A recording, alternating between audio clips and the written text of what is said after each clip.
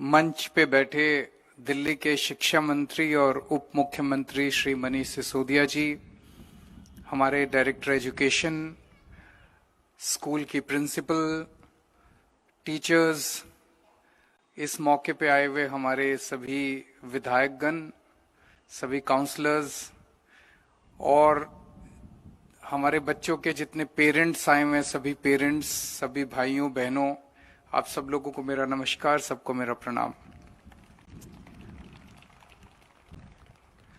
अभी मैं आपके स्कूल का राउंड लेके आया। आज जब इस कार्यक्रम के लिए मुझे बुलाया गया तो मैंने कहा कि मैं पहले स्कूल भी देखूंगा। बहुत शानदार स्कूल है कि नहीं है?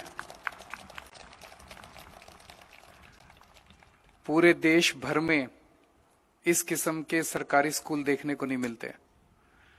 बहुत ही खूबसूरत स्कूल। पहले स्कूलों की दशा काफी खराब होती थी। टूटे फूटे स्कूल होते थे, टूटी फूटी दीवारें होती थी, डेस्क नहीं होते थे, बोर्ड ठीक से नहीं होते थे, सुविधाएं नहीं होती थी, माहौल बड़ा गंदा होता था। तो ना पढ़ने का मन करता था, ना पढ़ाने का मन करता था।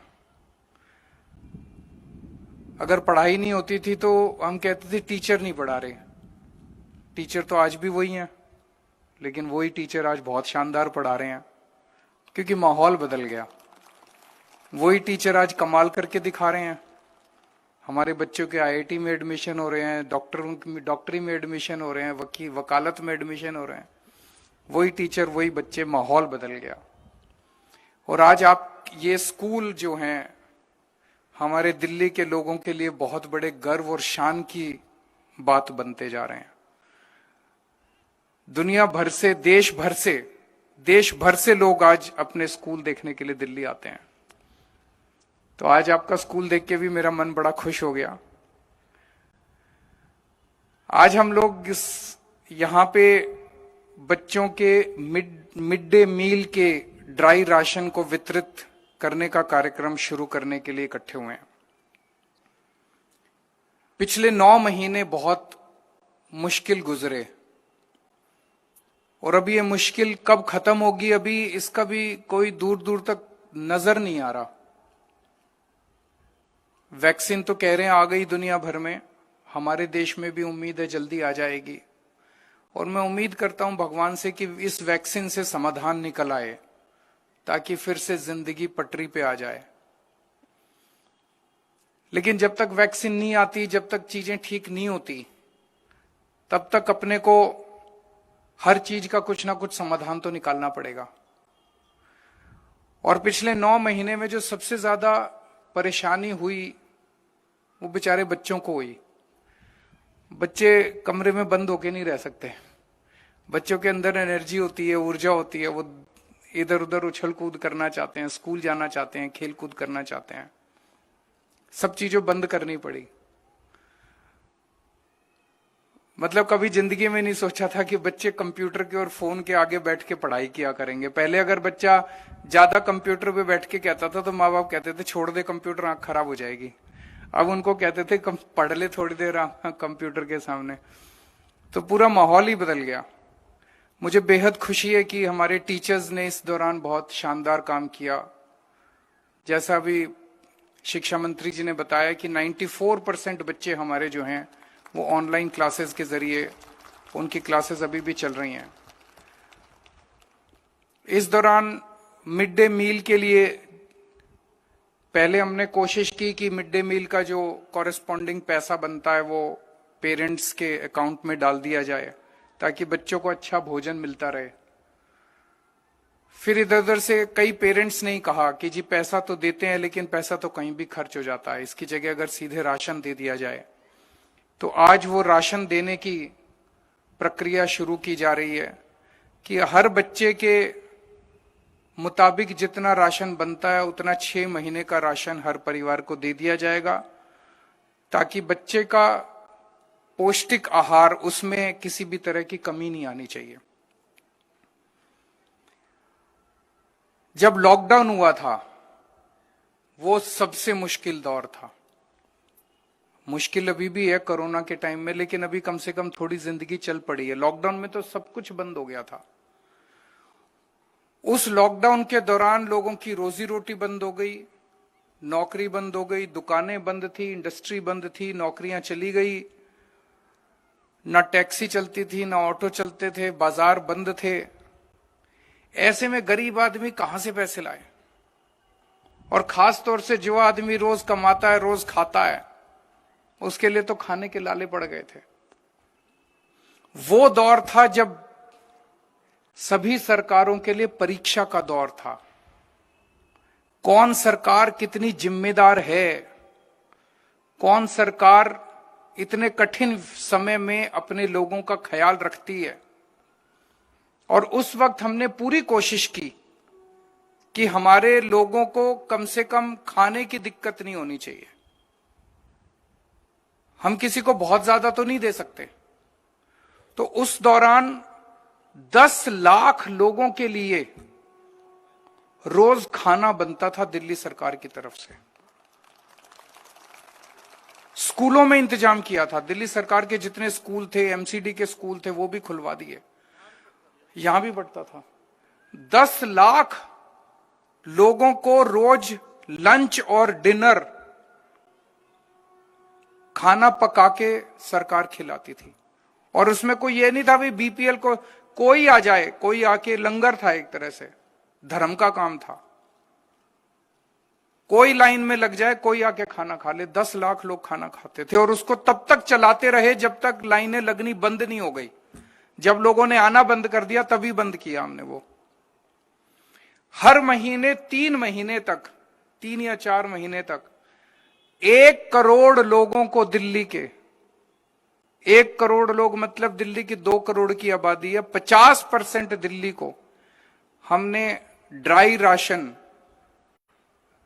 उनके घर उनको पहुंचाया था, राशन की दुकानों के जरिए। गेहूं, चावल, दाल और तेल, ये उनके, और मसाले। 1 करोड़ लोगों को हमने 3 महीने तक हर महीने उनको ड्राई राशन दिया था ताकि कोई भूख ना मरे। जितने बुजुर्ग हैं दिल्ली के, बुजुर्गों की पेंशन जो है वो डबल कर दी। अभी 2,500 रुपए महीना, हमने 5-5 हजार रुपए महीना पेंशन कर दी थी लॉकडाउन के पीरियड में। जितनी दिल्ली में विधवाएं हैं, सभी विधवाओं की पेंशन हमने डबल कर दी, 2,500 रुपए से 5,000 रुपए उस दौरान कर दी थी। जितने दिल्ली में मजदूर हैं, कंस्ट्रक्शन वर्कर हैं, उन लोगों को हमने जब तक लॉकडाउन का पीरियड चला, हर महीने हमने 5-5 हजार रुपए उनके अकाउंट में डलवा दिए, ताकि, क्योंकि कंस्ट्रक्शन तो खत्म हो गई थी उन दिनों में, कंस्ट्रक्शन तो चल नहीं रही थी। मजदूर बेचारे, जो दिहाड़ी मजदूर है, वो कहां से पैसा लाएगा। जितने दिल्ली के टैक्सी ड्राइवर हैं, ऑटो ड्राइवर हैं, सबके अकाउंट में हमने 5-5 हजार रुपए डलवा दिए। जब तक लॉकडाउन चला तब तक हमने 5-5 हजार रुपए हर महीने उनके अकाउंट में डलवा दिया। अभी गोवा से कुछ टैक्सी ड्राइवर आए हुए थे दिल्ली, तो वो उन्होंने मेरे ऑफिस में फोन किया कि हमें मुख्यमंत्री जी से मिलना है। तो दिल्ली के काम की तारीफ पूरे देश में होती है, तो जब दिल्ली कोई आता है तो कई बार अक्सर लोग फोन करते हैं कि हमें मुख्यमंत्री जी से मिलना है। मेरे पास टाइम हो तो वैसे ही मैं मिल लेता हूं, पता चलता है उनके राज्य में क्या चल रहा है, हमारे राज्य में क्या चल रहा है। तो मैंने उनको बुला लिया मिलने के लिए। योगेश उनमें से एक था जो उनको सबको, टैक्सी ड्राइवर था, लेके आया था। उसने कहा जी मैं आपके स्कूल देखे, हम गोवा से आए हैं, कुछ काम था दिल्ली में, आपके स्कूल बड़े सुने थे, स्कूल देखे, अस्पताल देखे, बहुत शानदार हैं। उन्होंने कहा जी आपने टैक्सी ड्राइवर्स और ऑटो ड्राइवर्स के लिए जो काम किया किसी सरकार ने नहीं किया। मैंने कहा क्या काम किया? बोले जी आपने कोरोना के टाइम में उनको 5-5 हजार रुपए महीना दिया। मुझे बड़ी खुशी हुई कि दिल्ली के ऑटो ड्राइवर और टैक्सी ड्राइवर्स को जो हमने 5-5 हजार दिए, उसकी चर्चा गोवा के अंदर भी हो रही है। गोवा के टैक्सी ड्राइवर भी इस बात की चर्चा कर रहे हैं कि दिल्ली सरकार ने उनके अकाउंट में 5-5 हजार रुपए डाले। बोले जी आज तक कोई ऐसी सरकार नहीं आई जो टैक्सी ड्राइवर के बारे में सोचे, ऑटो ड्राइवर के बारे में सोचे। फिर मैंने उनको बिठा के समझाया, हमने कहा हमने केवल कोरोना कोरोना में नहीं किया, हमारी सरकार बनी थी ड्राइवरों को, टैक्सी ड्राइवर, ऑटो ड्राइवर वालों को सरकार से 100 काम पड़ते हैं, हर काम कराने के लिए रिश्वत देनी पड़ती थी। हमने कहा हमने सारे नियम कायदे कानून बदल दिए, अब अगर आपको जितने काम सरकार से कराने पड़ते हैं अब हमारे ड्राइवरों को कोई रिश्वत नहीं देनी पड़ती, सब बदल दिया, क्योंकि अब ईमानदार सरकार आ गई है। अभी 4-5 दिन पहले मेरे पास एक टैक्सी ड्राइवर का एसएमएस आया, दिल्ली के टैक्सी ड्राइवर का। उसने लिखा, जी हमें कोरोना के टाइम में रोड टैक्स जो जमा कराना था, रोड टैक्स जमा नहीं करा पाए, पैसे नहीं थे, अब उस पे पेनल्टी लग रही है, ये पेनल्टी माफ करा दो। हमने 24 घंटे के अंदर ऑर्डर पास करके उनकी पेनल्टी माफ करा दी। मुझे लगता है शायद ये अपने आप में एक अलग मिसाल होगी कि कोई टैक्सी ड्राइवर अपने राज्य के मुख्यमंत्री को एसएमएस कर सकता है, उस राज्य का मुख्यमंत्री टैक्सी ड्राइवर का एसएमएस पढ़ता है और उसके ऊपर 24 घंटे के अंदर पूरे राज्य के लिए ऑर्डर भी हो जाता है। वो केवल इसीलिए क्योंकि ये आम आदमी की सरकार है, आम लोगों की सरकार है। हम आम आदमी से जुड़े हुए हैं, हमें पता है कि दिल्ली के किस तबके को किस किस्म की कहां परेशानियां हो रही है, और जैसे ही हमें पता चलता है कहीं किसी भी जगह लोगों को परेशानी हो रही है, तुरंत आपकी सरकार आपके लिए काम करती है। आज यहां जितने लोग आए हुए हैं और पूरे दिल्ली के सभी पेरेंट्स को मैं कहना चाहूंगा कि ये वक्त बड़े मुश्किल दौर है, और खास तौर से बच्चों के लिए तो बहुत मुश्किल है। आप लोगों को बच्चे इस दौर में काफी परेशान भी कर रहे होंगे अपने अपने घर में। बच्चों का अच्छे से ख्याल रखना, उनको अच्छे से इस दौरान कोशिश करना जितना पढ़ सकें, ऑनलाइन क्लासेस अटेंड कर सकें, और जो राशन ले जा रहे हो केवल इस राशन से नहीं, आप माँ बाप हैं उनके, पूरी तरह से उनका ख्याल रखना, उनके खाने पीने का ख्याल रखना। और मैं उम्मीद करता हूं कि जल्द से जल्द हमारी वैक्सीन आएगी और इस कोरोना काल से हम लोगों को मुक्ति मिलेगी। आप सब लोगों का बहुत बहुत शुक्रिया। सर की सोच यही कि तन समर्पित मन समर्पित और सब ये धन समर्पित, दिल्ली मेरी दूं तुझे क्या, और यह जीवन समर्पित।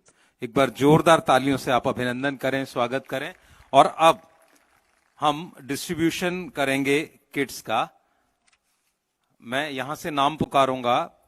श्रीमती हेमलता जो माताजी हैं लब्यांशी की, जो दूसरी सेकंड बी की छात्रा हैं इस विद्यालय की, जोरदार तालियों से आप इनका अभिनंदन और स्वागत करें। और ये ड्राई जो हमारी राशन और किट है उसे आदरणीय मुख्यमंत्री जी के करकमलों से ग्रहण करेंगी। जोरदार तालियों से आप इस योजना का, और जी सर के करकमलों से जोरदार तालियों से आप अभिनंदन करें। कुंवरपाल सिंह जो पिता हैं लक्षिता के, कक्षा 4 A, 4th A। Shri Kunwarpal Singh Lakshita के पिताजी हैं, 4th A में ये बच्ची पढ़ती है, ग्रहण कर रहे हैं ड्राई राशन और किट। अगला नियाजुद्दीन जो सादिया के पिताजी हैं, कक्षा 4 A की छात्रा है, नियाजुद्दीन जी मंच पर पहुंच रहे हैं। इसके बाद अनीता जी निशा यादव की मम्मी हैं, 5th A की छात्रा हैं निशा यादव। उधर से भी तो आना है ना, वो सामान भी तो आ रहा है। आप इसके बाद अनीता जी ग्रहण कर रही हैं। मैडम रुक जाओ, अभी रुक जाओ। इसके बाद अंजू जी जो साक्षी की मदर हैं, 6th A में पढ़ती है बच्ची। मैडम रुक के मैडम रुक के अब जाइएगा, बात कर लेना ना। श्रीमती अंजू साक्षी की मदर हैं और 6ठी A की ये छात्रा है इस विद्यालय की।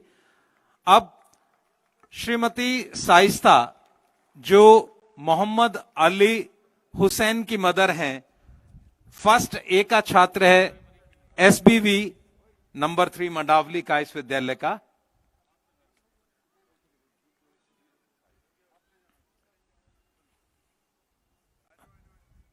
साइस्ता मैडम। मोहम्मद अली हुसैन की मदर, फर्स्ट ए का छात्र है सर्वोदय बाल विद्यालय का।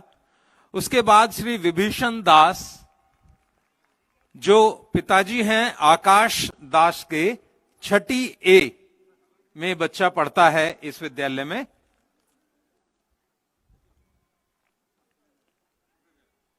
विभीषण दास।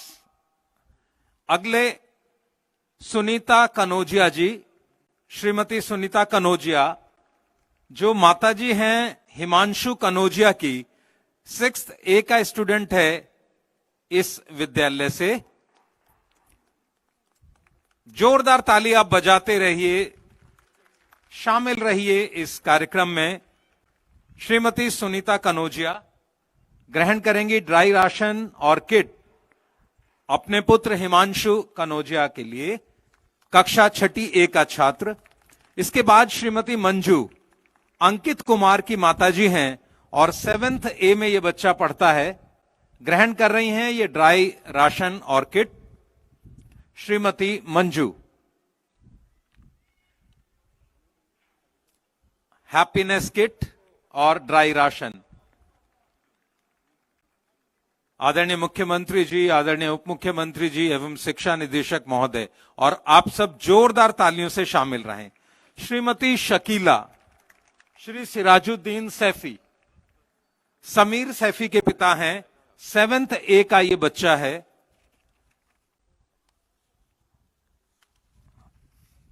बाकी सभी माता पिताओं को विद्यालय की ओर से ये सब चीजें प्रदान की जाएंगी। ये हमारी किट। एक बार जोरदार तालियों से दिल्ली सरकार के इस संकल्प और सोच के लिए हम आभार व्यक्त करें। मीठी बात और चेहरे पर मुस्कान, ऐसे ही लोग शिक्षा निदेशालय की पहचान। और इन शब्दों के साथ मैं आमंत्रित करता हूं श्री के.एस. उपाध्याय जी को वोट ऑफ थैंक्स के लिए। एक बार जोरदार तालियों से आप अभिनंदन और स्वागत करें।